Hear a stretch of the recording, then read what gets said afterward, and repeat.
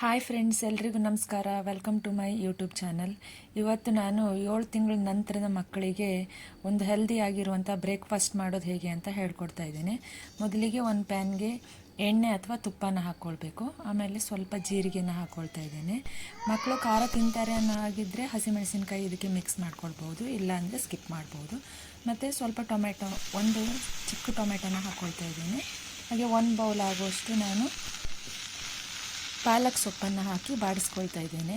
ಪಾಲಕ್ ಸೊಪ್ಪು ಡೈರೆಕ್ಟ್ ಹಾಕೋದ್ರಿಂದ ಹಸಿ ವಾಸನೆ ಬರುತ್ತೆ, ಹೀಗೆ ಬಾಡಿಸಿ ಹಾಕೋದ್ರಿಂದ ಹಸಿ ವಾಸನೆ ಬರೋದಿಲ್ಲ. ಹಾಗೆ 1 ಪಾವ್ ಆಗೋಷ್ಟು ನಾನು ಅಕ್ಕಿಯನ್ನು ನೆನೆಸಿಟ್ಕೊಂಡಿದ್ದೆ ನೈಟು. ಅದಕ್ಕೆ ಈಗ ಬೇಯಿಸಿರುವಂಥ ಮಿಶ್ರಣ ತಣದ್ರ ಮೇಲೆ ಹಾಕ್ಕೊಳ್ತಾ ಇದ್ದೇನೆ. ನಂತರ ಇದನ್ನು ಗ್ರೈಂಡ್ ಮಾಡ್ಕೊಳ್ಬೇಕಾಗುತ್ತೆ. ಹಾಗೆಯೇ ಫ್ರೆಂಡ್ಸ್, ಯಾರೆಲ್ಲ ಇನ್ನೂ ನನ್ನ ಚಾನಲ್ಗೆ ಸಬ್ಸ್ಕ್ರೈಬ್ ಆಗಿಲ್ಲ, ಪ್ಲೀಸ್ ಫ್ರೆಂಡ್ಸ್ ಸಬ್ಸ್ಕ್ರೈಬ್ ಆಗಿ. ಹಾಗೆ ಮಕ್ಕಳು ರಿಲೇಟೆಡ್ ವೀಡಿಯೋಸ್ ಎಲ್ಲ ಹಾಕ್ತೀನಿ, ನೋಡಿ, ಲೈಕ್ ಮಾಡಿ, ಕಮೆಂಟ್ ಮಾಡಿ, ಶೇರ್ ಮಾಡಿ. ಈಗ ದೋಸೆ ಹಿಟ್ಟು ರೆಡಿ ಆಗಿದೆ.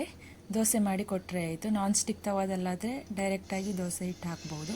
ಬೇಕಿದ್ರೆ ನೀವು ತುಪ್ಪ ಅಥವಾ ಎಣ್ಣೆನ ಆ್ಯಡ್ ಮಾಡ್ಕೊಳ್ಬೋದು. ಚಿಕ್ಕ ಮಕ್ಕಳಿಗಾದರೆ ತುಪ್ಪ ಬಳಸಿದ್ರೆ ತುಂಬ ಒಳ್ಳೆಯದು.